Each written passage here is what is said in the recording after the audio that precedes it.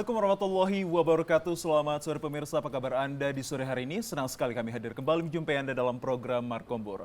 Pemirsa, kontestasi pemilu 2024 sejatinya akan digelar beberapa bulan lagi dan tepatnya pada tanggal 14 Februari 2024, rakyat Indonesia akan merayakan pesta demokrasi akbar sehingga perlu dilakukan berbagai kesiapan dan persiapan yang matang dari berbagai pihak seperti Bawaslu, KPU hingga pihak pengamanan untuk dapat menciptakan pelaksanaan dan penyelenggaraan pemilu 2024 yang kondusif, aman dan lancar hingga tercapainya dan terukurnya terkait pemilu 2024 yang baik dan juga berkualitas.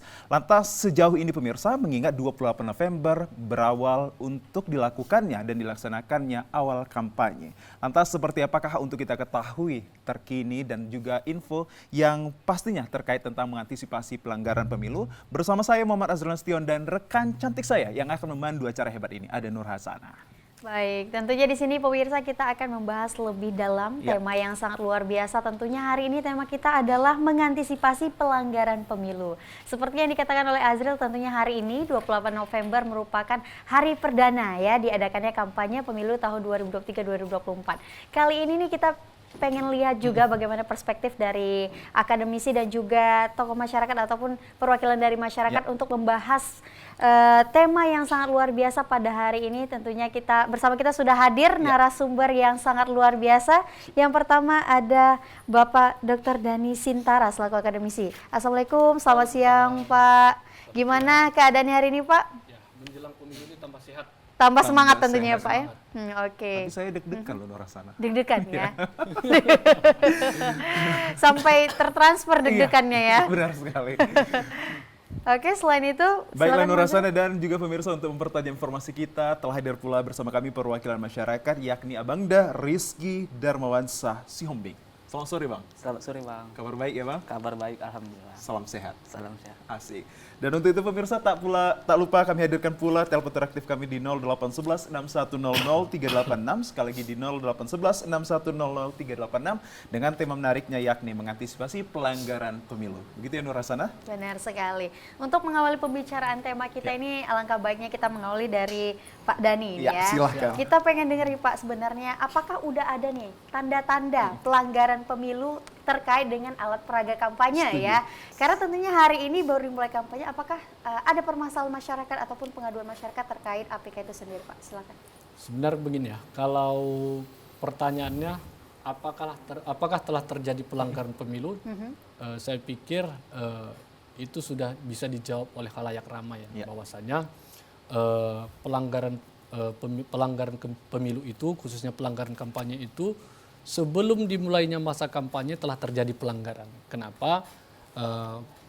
KPU telah merilis tahapan-tahapan kampanye. Misalnya dimulai pada tanggal 28 November ini. Nanti ada tahapannya, tatap mukanya, pemasangan alat peraga kampanye dan lain sebagainya. Tapi jauh sebelumnya itu kita telah melihat ya, bisa kita saksikan di mana-mana dan hampir merata di seluruh daerah itu telah terpampang ya, telah terpasang beberapa alat peraga kampanye. Apakah pasangan calon dan calon presiden, wakil presiden, pasangan calon-calon anggota legislatif, sebenarnya itu kan tidak diperbolehkan. Kenapa? Itu boleh pada masa waktu kampanye.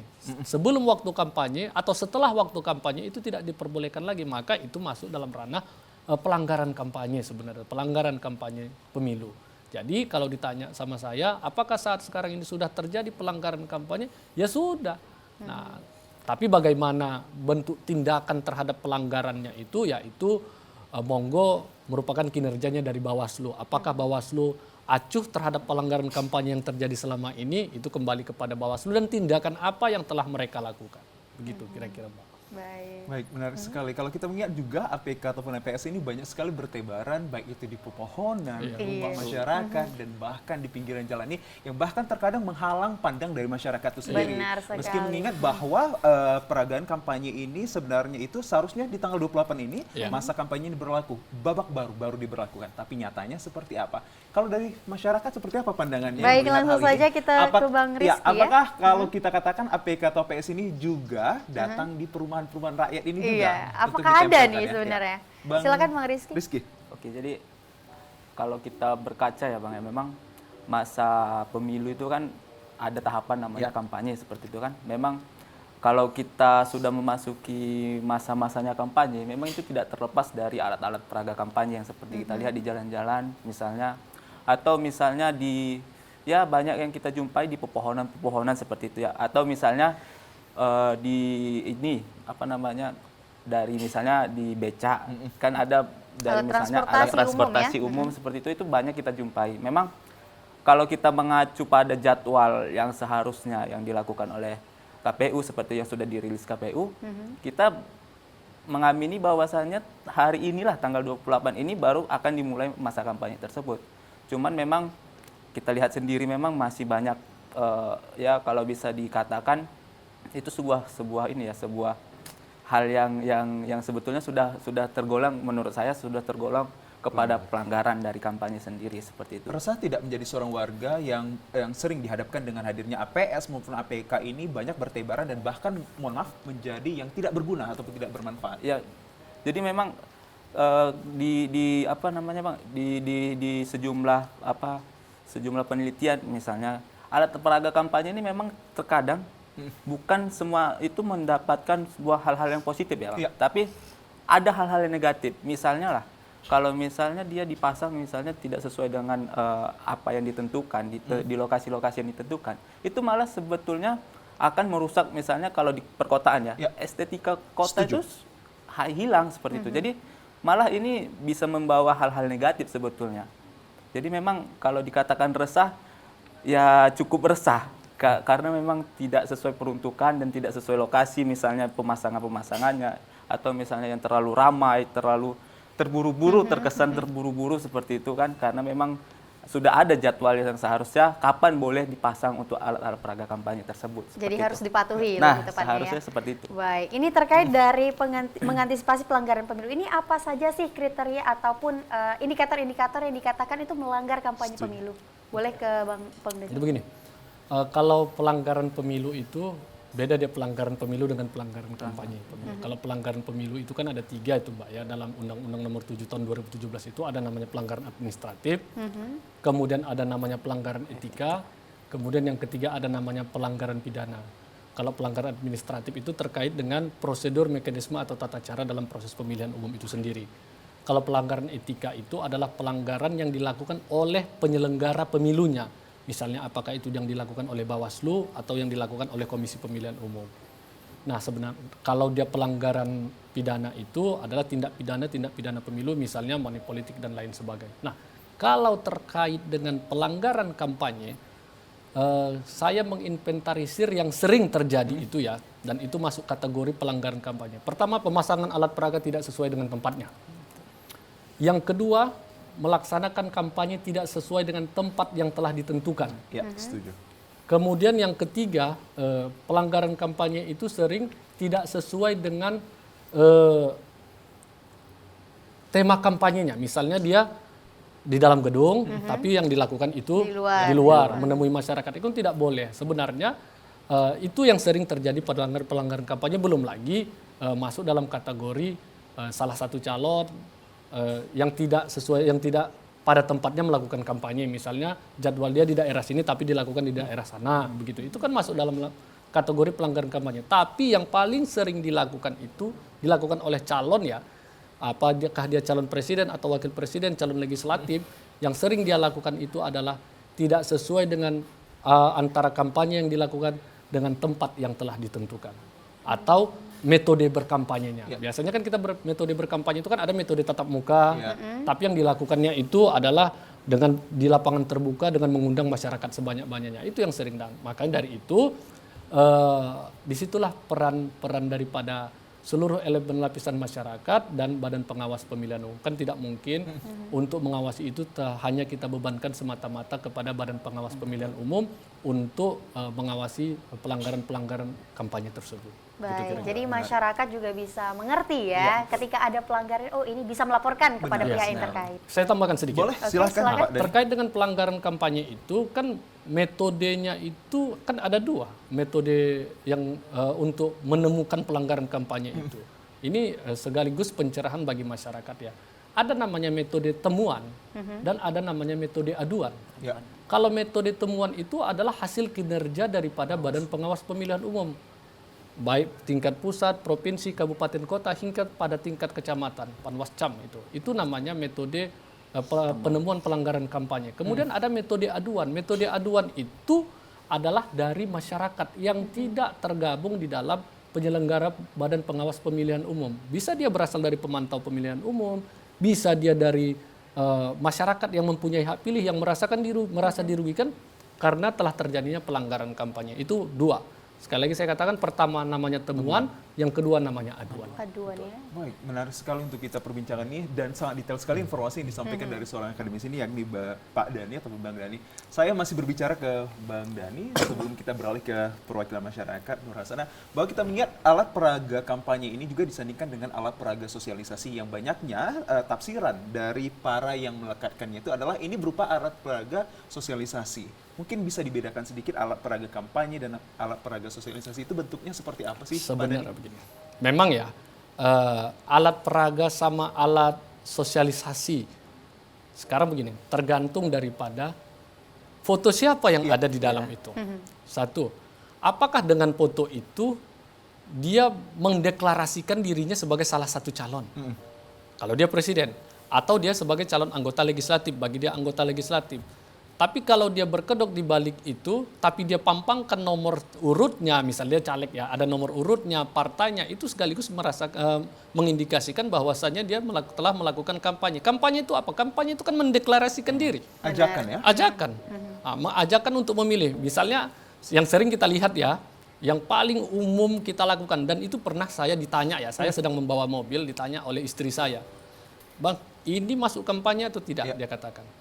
Mungkin dia membaca atau mendengar dari media sosial ya, itu bahwa itu hanya bukan kampanye, tapi itu hanya sosialisasi. Tapi di sosialisasi itu ada gambar kertas suara, di sampingnya foto dia, nomor urut, kemudian nomor dia, kan sering gitu, nomor dia, gambar panah. Coblosan gitu ya. Coblosan. Nah itu mengindikasikan apa? Itu mengindikasikan ayo pilih partai ini, nomor ini, cucu ini, nomor sekian. Itu kan artinya mengajak orang untuk menyucuk dia. Itu bukan sosialisasi tapi tidak lain daripada kampanye. Dan itu tidak dibenarkan, kenapa? Karena belum masa tahapan kampanye yang dirilis oleh Komisi Pemilihan Umum. Oke, artinya masih kita lihat sekarang meskipun belum ditetapkan waktunya ini, banyak sekali para calon ini telah melanggar aturan-aturan yang berlaku. Meski sampai sekarang tindakannya ini tidak terlalu masif untuk mencabut ataupun mengambil langsung ya. Bisa dibilang seperti itu ya Pak Dhani? Iya, saya begini ya. Kalau kita lihat tindakannya itu masif, saya pikir tidak. Kenapa tidak masif? Kalau masif pasti tidak kita temukan lagi alat peraga kampanye seperti itu. Tapi nyatanya walaupun itu belum masa kampanye, tapi masih banyak kita lihat alat peraga kampanye itu menjadi antitesis dan membuktikan bahwasanya tindakan untuk mencegah itu tidak dilakukan secara masif. Baik, menarik sekali untuk kita perbincangkan hal ini. Dan ini juga membuka cakrawala kita untuk mengetahui sebenarnya apa saja yang menjadi pelanggaran pemilu. Dengan kategori itu juga bisa ditasbihkan dan ditafsirkan oleh masyarakat ini bahwa hal tersebut sudah termasuk pelanggaran. Menarik untuk kita perbincangkan. Dan pemirsa, kami masih akan menghadirkan perbincangan yang menarik. Tentunya masih bersama saya Muhammad Arnastion dan rekan saya Ada Nur Hasanah akan memberikan bincangan yang lebih menarik lagi setelah lagu yang satu ini akan persembahkan. Minum kodu.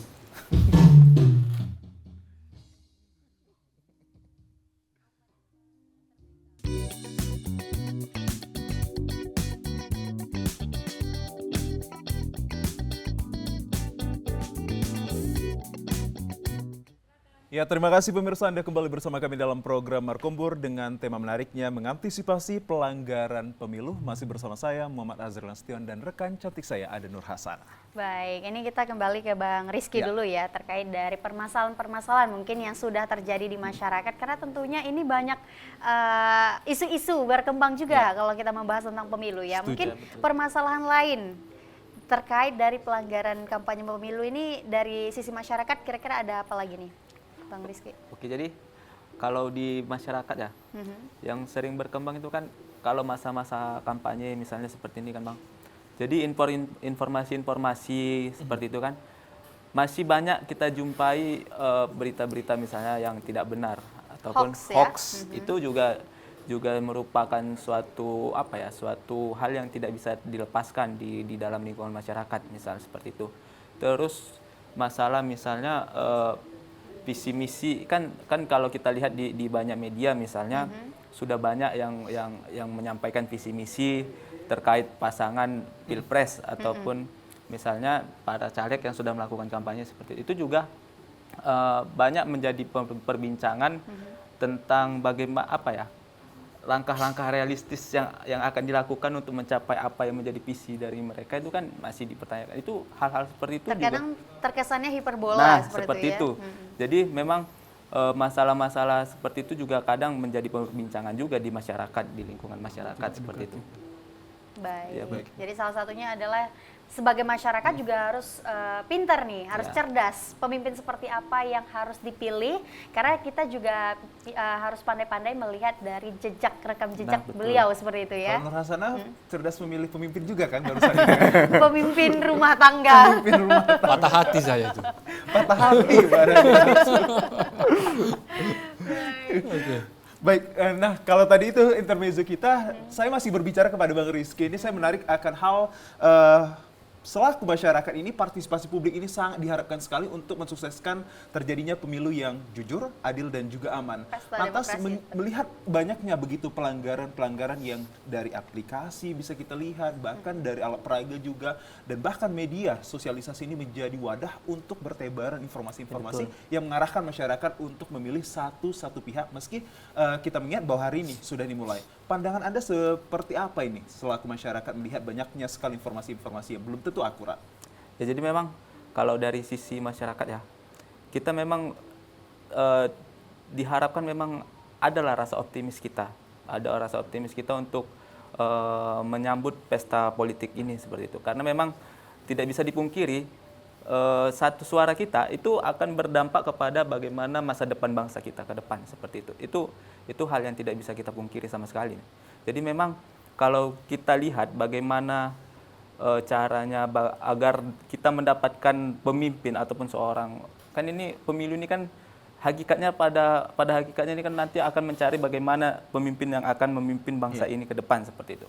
Jadi sebagai masyarakat kita juga harus paham ataupun misalnya kita harus juga mengerti bagaimana karakter ataupun pemimpin-pemimpin yang memang itu bisa kira-kira memimpin Indonesia untuk beberapa tahun ke depan misalnya. Atau misalnya kita paling simpel untuk kita paham dulu apa yang menjadi visi misi misalnya, atau misalnya track record atau misalnya latar belakang dari para rekam jejaknya seperti itu. Itu kan harus menjadi bahan pertimbangan kita juga dalam menentukan suatu pilihan kita nantinya. Untuk misalnya kita memilih siapa untuk yang cocok menjadi pemimpin bangsa kita, seperti itu. Kalkulasi Anda dan pandangan Anda untuk memihak ataupun memilih, bukan memilih untuk pasangan yang Anda tentukan nanti itu berkaca dari hal-hal apa aja? Kriterianya. Ya, kriterianya. Iya. Ya, Kalau kalau- boleh diinformasikan seperti apa? Ya kalau saya dari saya pribadi ya, jelas kita harus melihat bagaimana dia integritas diri dia sendiri seperti itu kan. Apakah pemimpin itu memiliki integritas misalnya? Karena kalau tidak ada integritas sama saja. Jadi dia dalam proses perjalanan atau menjalankan pemerintahnya pasti bakalan tidak efektif juga seperti itu. Itu satu, harus memiliki integritas yang pasti. Yang kedua juga harus memiliki pengetahuan yang luas menurut saya. Itu yang paling penting. Karena problem yang terjadi di Indonesia ini sangat kompleks. Melihat kita dengan banyaknya etnik, suku, seperti itu kan. Jadi problem-problem yang terjadi itu kan bukan hanya dari satu arah, misalnya dari suku sini atau suku sini, misalnya seperti itu. Lebih Itu toleransi, ya? lebih toleransi. Nah, hal-hal seperti itu mungkin yang menjadi untuk bisa menjadi penilaian bagaimana kita untuk menentukan suatu pemimpin yang bisa diharapkan membawa kemajuan tentunya untuk negara Indonesia seperti itu. Mungkin seperti itu. Ada integritas tadi, itu yang paling tinggi sebenarnya Ya, dari betul. hal-hal yang lainnya, bahwa seseorang itu untuk memilih seorang melihat integritasnya seperti apa dulu, Nur Hasanah. Baik, kita ke Bang Dani ya. Ya, silahkan Nur Hasanah. Terkait Kupas dari tuntas. karena mumpung ada narasumbernya ini Ya, ya, kita silakan. korek abis ya kan. Terkait dari pelanggaran itu sendiri, sanksi apa sih yang diberikan kepada pelaku yang melanggar dari peraturan-peraturan yang sudah ditetapkan dari Bawaslu itu sendiri? Nah. Jadi seperti apa? dari pelanggaran yang dilakukan oleh peserta kampanye. Maksudnya, kalau dia dilakukan oleh calon, dilihat dari jenis pelanggaran yang dia lakukan. Kalau dia kan dia gini, pelanggaran itu terklasifikasi dan ada masing-masing badan yang menanganinya. Kalau itu yang dilakukan oleh calon misalnya kan, pasangan calon, baik dia calon presiden atau wakil presiden, baik dia yang calon legislatif, kalau yang dilakukan pelanggaran itu adalah pelanggaran administratif, tentu ada sanksi administratif, itu ditangani oleh Badan Pengawas Pemilihan Umum. Kalau pelanggaran itu yang dilakukan oleh penyelenggara pemilu, itu di Dewan Kehormatan Pengawas Pemilu, DKPP, sanksinya sanksi etik. Nah, kalau yang dilakukan itu adalah pelanggaran pidana, apakah itu dilakukan oleh calon atau pasangan calon atau tim kampanye calon, itu berbau pidana, itu bisa ke Gakumdu namanya. Penegakan hukum terpadu. Di sini ada simultan, ini ada 3 elemen penegakannya, yaitu Bawaslu sendiri, kepolisian, dan kejaksaan. Jadi dilihat dari sisi jenis pelanggaran apa yang dia lakukan. Kalau memang dia bermuara pada berpotensi pada pelanggaran pidana, itu akan diselesaikan melalui Gakumdu dan berakhir pada proses hukum pidana. Jadi dilihat dari sisi jenis pelanggaran apa yang dia lakukan. Oke. Itu dia, Mbak, kira-kira. Jadi lebih ke bagaimana dia menyikapinya ya. Iya, bagaimana dia menyikapi dan jenis pelanggaran apa yang Pelanggaran apa yang dilakukannya dalam kampanye tersebut. Baik, luar Baik, biasa. kalau Anda lihat sendiri Pak Dhani, apa yang telah terjadi di hadapan kita, baik banyaknya bertebaran alat peraga kampanye ini sejatinya sudah bisa dikatakan melanggar aturan yang diberlakukan. Lantas pelanggaran tersebut sudah diberlakukan oleh pihak terkait tidak? Nah, pertanyaan itu sebenarnya menarik ya. Iya. Sebenarnya Tapi menarik. deg-degan. Tapi deg-degan kalau menurut kata-kata politisi Jadi dulu, salah cakap. ya ngeri-ngeri sedap. Ngeri ya, sedap katakan. ya kan. Jadi begini, antitesisnya begini, kalau badan yang berwenang telah melakukan tindakan terhadap pelanggaran kampanye, kita klasifikasikan dulu menjadi 2. Ya. Pelanggaran yang dilakukan sebelum masa kampanye dan pelanggaran yang dilakukan pada saat masa kampanye. Kita bedah dulu pada saat sebelum masa kampanye.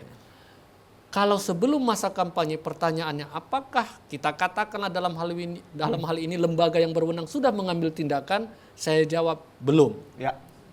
Kenapa? Kalau sudah diambil tindakan, saya pastikan tidak ada alat peraga kampanye pada saat sebelum masanya kampanye. Tapi kita fakta mengatakan di mana-mana ada, berarti belum ada tindakan. Kalaupun ada tindakan, mungkin tidak begitu masif. Apakah hal ini di latar belakangnya banyaknya elit politik yang berada di belakangnya, maka para penegakan hukum ini tidak begitu jalan secara masif? Oke, saya jawab dari sisi akademisnya begini. Ini kan terkait dengan penegakan hukum pemilu nih, ceritanya ini sekarang kan. Kalau terkait penegakan hukum pemilu, ini saya mau ngajak masyarakat menjustis, sekaligus menjustisnya begini.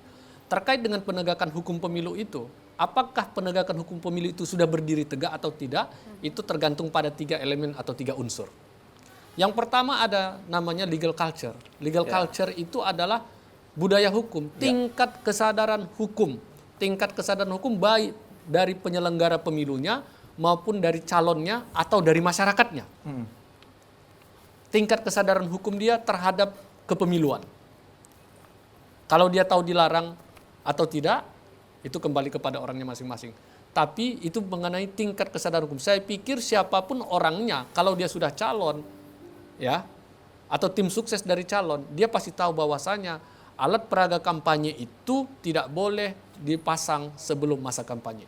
Itu budaya hukum. Ya. Yang kedua, materi hukumnya. Kalau saya pikir materi hukumnya itu sangat simpel sekali ya. Itu sudah lengkap mengatur tentang larangan-larangan dalam berkampanye atau larangan-larangan pemilu. Yang ketiga, aparat penegak hukumnya. Aparat penegak hukumnya fair atau tidak? Kan Nyatanya? Nyatanya. Kalau ternyata memang masih banyak alat peraga kampanye sebelum pemilu, berarti aparat penegak hukum ini tidak bekerja untuk menertibkan seluruh alat peraga kampanye yang ada. Apa yang membuat 3 elemen yang Anda baru katakan ini menjadi simpang siur untuk realisasinya? Jadi begini, kalau dalam tataran teoritik ya, berbicara penegakan hukum, khususnya penegakan hukum pemilu, kita ambil dulu derivasinya ke dalam penegakan hukum pemilu. Ketiga unsur yang saya katakan tadi, materi hukum, budaya hukum, aparat penegak hukum, itu merupakan sistem dalam penegakan hukum. Satu saja tidak berfungsi, maka penegakan hukum itu tidak akan pernah tercapai. Bisa dikatakan cacat? Pasti cacat. Kenapa? Jangankan tiga, satu saja tidak terpenuhi. Apakah budaya hukum, tingkat kesadaran hukum masyarakatnya tidak tinggi, atau materi hukumnya tidak baik, atau bahkan aparat penegak hukumnya tidak fair atau tidak profesional dalam menegakkan hukum, khususnya penegakan hukum pemilu. Jadi begitu dia kira-kira. Sebelum ke Nur Hasanah, menarik sekali. Apakah bisa Anda katakan bahwa banyaknya tingkat kesadaran hukum yang tidak begitu berjalan dengan baik ini karena ada di belakang embel-embel elit politik? Bisa jadi. Bisa Kenapa? jadi. Karena begini, sulit kita melepaskan keterlibatan partai politik. Sulit kita melepaskan keterlibatan partai politik dengan alat peraga kampanye. Kenapa? Karena alat peraga kampanye itu juga berembel-embel partai politik. Misalnya calon A, apakah foto dia saja yang dia Tentu tidak ya. Tentu kan ada background partai politik. Jadi saya beranggapan jangan sampai tindakan yang dilakukan oleh calon tapi bernuansa pada kampanye gratis yang dilakukan oleh partai politik. Wow. Baik, luar biasa sekali. Menarik Dan kita sekali. juga penasaran nih bagaimana Ya. nih dari Tapi saya sisi deg-degan. masyarakat. Dari sisi masyarakat sendiri untuk menanggapinya tadi. Ya, Ya, jadi memang saya sependapat dengan apa yang disampaikan Pak Dhani ya. kami juga sependapat. Soalnya seperti ini kan, memang kalau kita belajar bagaimana suatu hukum itu berjalan, kita kan tentu mengenal dengan apa yang disampaikan tadi, bahwasanya ada namanya sistem hukum di mana terdiri dari legal substance atau misalnya materi, legal culture, ataupun misalnya budaya, atau misalnya legal structure, ataupun misalnya aparat penegak hukumnya seperti itu. Jadi kalau kita lihat dengan banyaknya memang masih fenomena bertebarannya alat-alat peraga kampanye yang dia belum pada saat jadwalnya seperti itu, tapi sudah bertebaran di mana-mana kita lihat sampai kadang kita muak melihatnya seperti itu. Karena memang ini mengganggu sangat mengganggu di lingkungan masyarakat seperti itu. Satu, merusak keindahan estetika kota seperti misalnya pemasangan poster yang terlalu besar. Itu kan untuk apa ya? Dan bahkan nanti kalau sudah misalnya gini ya, kalau misalnya lah poster-poster yang sudah ditampilkan tadi itu misalnya hancur seperti itu, sampah-sampahnya bagaimana? Ya. Itu juga menjadi problem lanjutan sebetulnya. Jadi memang kalau kita melihat apa yang dikatakan oleh Pak Dhani tadi, melihat bagaimana sistem hukum itu, seharusnya kalau misalnya memang penegakan hukum sudah dilakukan oleh misalnya Bawaslu lah yang sebagai badan yang memang berwenang untuk penegakan itu misalnya, ya kita bisa lihat sebelum masa kampanye ini tidak ada poster-poster seperti itu misalnya untuk alat-alat peraga kampanye, sehingga memang kalau kita bisa simpulkan memang untuk sementara ini memang ada hal-hal yang belum berjalan untuk sistem hukum itu sendiri. Jadi memang penegakan hukumnya ataupun misalnya penertiban jadwal kampanye yang belum seharusnya tetapi sudah dilakukan. Itu masih memang terlihat di masyarakat seperti itu. Baik, terkait dari ini ya pemandangan-pemandangan Ya. kita kepada sudut-sudut kota yang Ya. dapat merusak pemandangan estetika di suatu Ya, wilayah gitu ya. Apakah ada standarisasi batas maksimal Asik. ya, batas maksimal dari mungkin spanduk atau Iya. baliho itu sendiri ketika si bacalek itu untuk mempromosikan dirinya sendiri? Apakah ada gitu? Ya kalau sepengetahuan saya ya, saya kurang paham masalah bagaimana standarisasinya. Saya rasa itu ada diatur. Saya rasa itu ada diatur. Cuman seperti ini, kalau yang diatur itu kan memang di lokasi-lokasi di mana boleh di titik-titiknya. Masalah ukuran, masalah posternya, masalah misalnya untuk alat peraganya bagaimana ukurannya itu saya kurang tahu pasti ya apakah ada ukurannya. Tapi sebaiknya memang kalaupun memang itu belum ada aturannya, sebaiknya ya memang harus kita atur lah. Karena memang kan bagaimana ya, terlalu besar itu kan kadang sampai menutup misalnya marka jalan sendiri itu terhalang dengan foto misalnya para calon-calon caleg-caleg ataupun misalnya para calon-calon pilpres itu ya. Jadi itu memang seharusnya adalah aturan-aturan yang diatur, yang dibuat untuk mengatur itu seperti itu. Pernahkah, sarannya. menarik untuk kita bahas ini, saya juga akan melibatkan selaku masyarakat, Bang Rizky, pernahkah dilakukan komunikasi publik sebelum memasang alat peraga kampanye ini? Nah. Dalam hal ini, Ya. kalau untuk di rumah boleh, atau di Iya. depan warung juga boleh, bahkan di Atau becak boleh? pernah mengadukan permasalahan ke Iya. pihak ombudsman Iya. mungkin gitu. Pernah? Pernah nggak? Nah, jadi Tahan kalau sebentar Bang, apa yang akan dijawab oleh Bang Rizky? Jangan Kita akan langsung dijawab. Tahan sebentar pemirsa, karena masih banyak yang lewat ini, kita persembahkan dulu melalui satu lagi yang ini. Oke, silakan.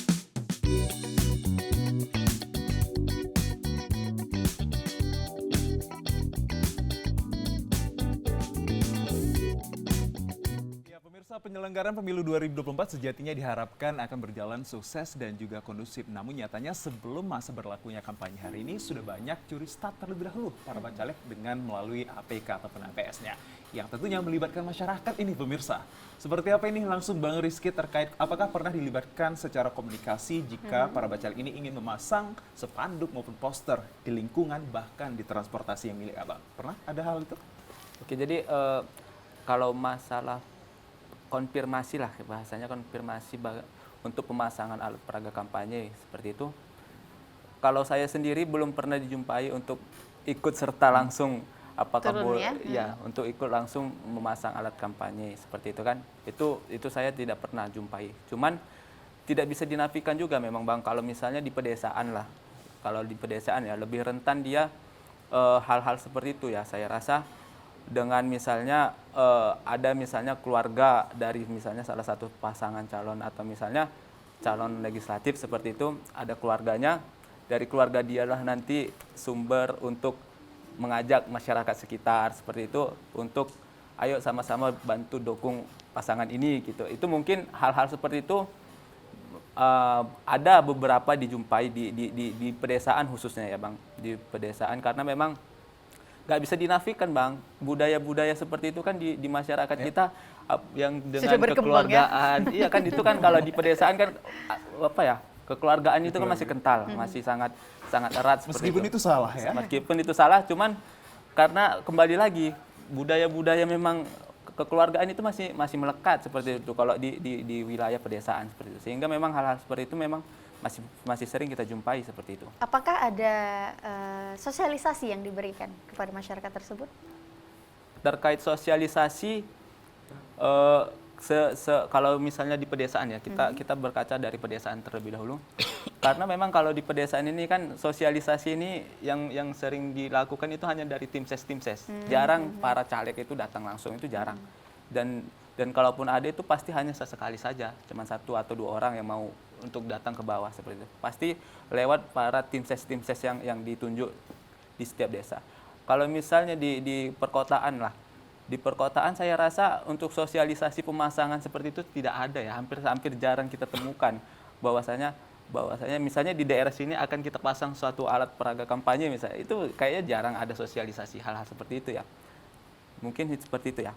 Padahal jika kita kilas balik dengan perkembangan zaman Iya. seperti ini, tidak hanya door to door untuk Iya. menginformasikan, lewat sosial media saja kita sudah dengan welcome menerima informasi tersebut, begitu ya? Baik, menarik sekali untuk kita perbincangkan lagi, tapi lebih jauh Nur Hasana, bahwa kita juga kalau berbicara tentang pelanggaran pemilu ini harus ada yang namanya mitigasi terhadap kerawanan pemilu. Mengingat dari media sosial Bawaslu mengatakan bahwa indeks kerawanan pemilu ini di daerah Sumatera Utara ini, yang mana kita terdiri dari 33 kota dan kabupaten ini, ada 2, yakni Kota Medan dan juga Labura. Sehingga perlu dilakukan yang namanya mitigasi untuk mengetahui mana saja daerah yang berpotensi untuk melakukan ataupun terjadinya kecurangan. Dari Pak Dhani, mengingat bahwa ada 2 kota ini Pak yang dikatakan Bawaslu Kota sebut Medan, bahwa Kota Medan dan juga Labura menjadi Labura. tertinggi akan kecurangan terjadi. Kalau itu rilisnya Bawaslu tadi Ya. ya, mungkin Bawaslu sudah melakukan pemetaan bahwasanya dari 33 kabupaten kota yang ada di Sumatera Utara itu ada 2 yang terdapat paling tinggi tingkat kerawanan konflik pemilunya. Nah, saya tidak lihat lanjutannya faktor-faktor apa yang menyebabkan Ya. itu. Tapi biasanya ya saya cukup tercengang ya kalau dikatakan Medan itu termasuk 1 dari 2 daerah yang tinggi tingkat kerawanan kecurangan pemilu. Ini kecurangan pemilu di level mana dulu? Di level mana dulu? Kalau di level masyarakat, saya pikir masyarakat tertentu dan di daerah-daerah tertentu Kota Medannya. Kenapa? Karena bagaimanapun kecurangan pemilu itu, pelanggaran pemilu itu tidak terlepas dari tingkat edukasi juga. Itu tidak bisa kita pungkiri. Maka saya katakan indeks persepsi edukasi masyarakat Kota Medan itu kan sebenarnya cukup tinggi ya, cukup tinggi apabila kita dibandingkan dengan daerah-daerah lainnya. Walaupun kita katakan daerah lain itu tidak rendah tingkat edukasi, tingkat pendidikannya. Nah, kalau Bawaslu merilis itu, Medan masuk dalam salah satu kota yang atau daerah yang rawan pelanggaran pemilu itu mungkin hanya di daerah-daerah tertentu. Kalau Labura mungkin oke. Nah, sekarang begini. Biasanya ya kalau berkaca dari empirical evidence-nya, pengalaman nyata dalam berpolitik itu, justru tingkat kerawanan itu ada pada daerah yang majemuk. Yang majemuk, dia multi etnis. Kalau dia daerah homogen yang sejenis itu jarang terjadi pelanggaran-pelanggaran di dalam pemilu. Karena bagaimanapun di dalam satu daerah itu kan mereka terikat oleh hukum promedialisme. Itu promedialisme. Mereka terikat oleh kesukuan, makanya jarang terjadi konflik dibanding daerah-daerah yang multi etnis. Makanya kalau dikatakan Medan itu yang tingkat pendidikannya cukup tinggi, mungkin hanya di daerah-daerah tertentu Kota Medan yang rawan akan kecurangan-kecurangan atau pelanggaran-pelanggaran kampanye dalam pemilu. Kalau di kota yang majemuk itu bisa dikatakan nanti akan terjadinya banyak kecurangan seperti political identity? Yes, nah, di situ sebenarnya yang saya katakan tadi, yang rawan akan konflik itu adalah di daerah-daerah majemuk. Kenapa? Karena di situ bisa dimainkan isu polarisasi-polarisasi dengan identitas-identitas tertentu. Apakah dia identitas agama, apakah dia identitas kesukuan, dan itu sebenarnya dari tahun ke tahun, dari mulai pelaksanaan Pilpres itu secara langsung, dari 2004 kita melaksanakan Pilpres secara langsung, itu sudah menjadi konsumsi politik bahwa polarisasi politik identitas tertentu itu. Mungkin orang akan bertanya, mengapa belakangan ini polarisasi itu sangat kental terasa?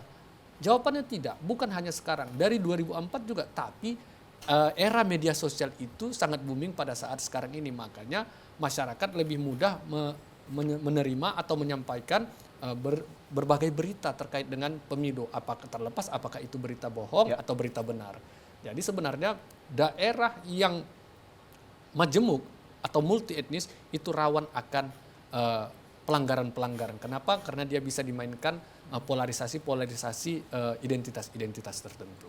Baik, bisa dikatakan berpotensi tinggi untuk akan hal itu. Baik, ini luar biasa sekali, tapi kita sudah di penghujung ya. Tanpa terasa. Iya, tanpa terasa. Padahal kita pengen ulik lebih dalam lagi nih ya, mumpung lagi sore Pak Daninya untuk menjawab pertanyaan kita. Benar sekali. Seorang akademisi yang cerdas pasti hal tersebut sangat berpengaruh terhadap pandangan-pandangannya untuk diberikan kepada masyarakat langsung. Iya, apalagi ini masyarakat pasti menunggu nih informasi-informasi terbaru, mungkin yang disampaikan oleh narasumber yang tentunya dapat kita jadikan pegangan untuk pemilihan di tahun 2024 mendatang. Dan sebagai penutup nih kita pengen dengar ya pesan ataupun harapan yang ingin disampaikan kepada pemirsa yang di rumah terkait sebenarnya apa yang harus dilakukan nih, pesan-pesan apa yang harus dilakukan masyarakat terkait dari mengantisipasi pelanggaran pemilu. Silakan dari Pak Dani. Juga tidak terlibat ke dalamnya ya sebagai pelaku. Iya, benar sekali. Silakan. Oke.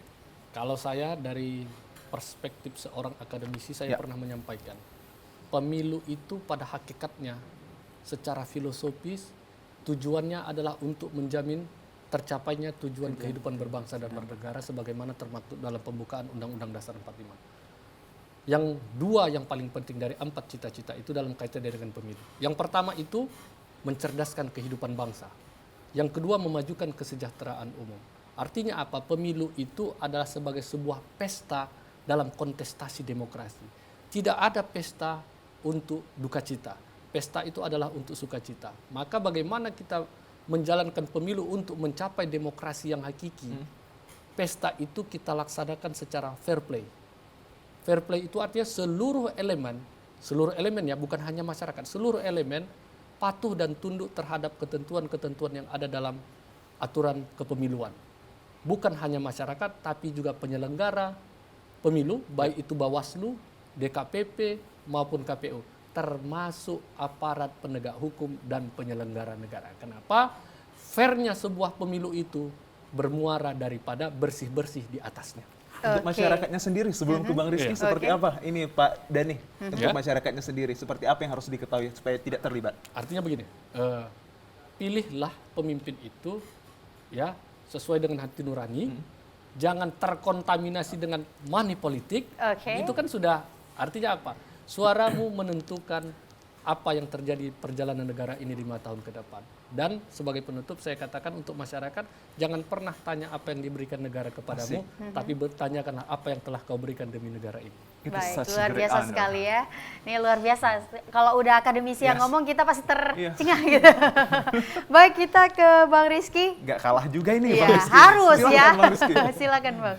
Ya mungkin untuk pemilu 2024 nanti ya, ya diharapkan kita bersama mungkin ya tetap bisa secara kondusif tetap berjalan seperti itu, aman, damai seperti itu, sehingga nanti dapat menghasilkan sosok pemimpin yang memang dia pemimpin yang dicita-citakan oleh seluruh masyarakat Indonesia. Dan untuk masyarakat khususnya ya, sama seperti saya, sama-sama kita jangan cuek akan politik. Mari sama-sama kita sama-sama kita Peduli ya. berpartisipasi untuk menyukseskan pemilu nanti di 2024. Mungkin seperti itu. Wow. Tentunya harus ikut serta Ya, ya, pasti. sehingga suaranya tidak disalahgunakan oleh pihak-pihak yang tidak bertanggung jawab. Ini tentunya kita ucapkan terima kasih ke sangat. Bang Dani ya, Bang Rizky sudah sharing bersama kita di sini terkait tema yang sangat luar biasa, mengantisipasi pelanggaran pemilu yang akan datang tentunya. Dan tentunya pemirsa, saya Nur Hasanah dan rekan saya Muhammad Azrul Nasution dan seluruh kerabat kerja yang bertugas pamit undur diri dari hadapan Anda. Kami ucapkan terima kasih atas perhatian Anda. Assalamualaikum warahmatullahi wabarakatuh.